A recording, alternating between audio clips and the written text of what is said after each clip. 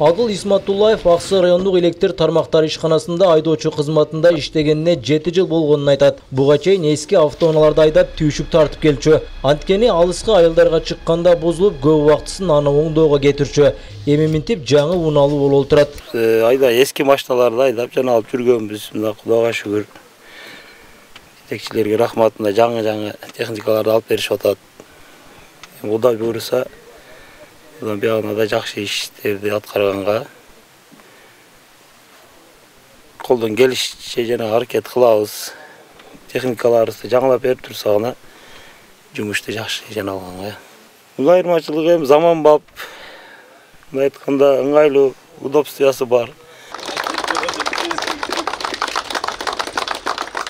Бул күнү Жалал-Абад электр тармактары ишканасына караган район шаарлардагы 9 бөлүмү бирден унаалуу болушту.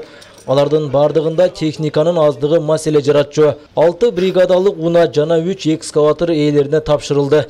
Ишчилер ушул колу менен казып 1-2 саатта бир мамы тургузса, эми бул экскаваторлор менен 20-30 мүнөттө бир апора мамы тургуза алабыз, алмаштыра алабыз.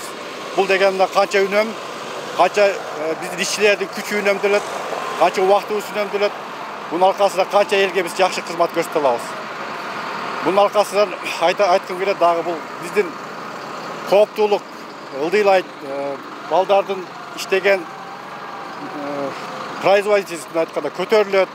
Biz hem толкундан турабыз бүгүн мына сүйүнүп бардык. Жалал-Абад облусу тоолуу аймак болгондуктан алыскы райондордо техниканын керектөөсү күч. Мындан улам жаңы техникаларды алууда. Жогорку жактарга тоолуу аймактарга чыдамдуу техникаларды алуу боюнча өздөрүнүн сунуштарын жөнөтүшкөн. Анын негизинде талапка жооп берген автоунаалар алынган.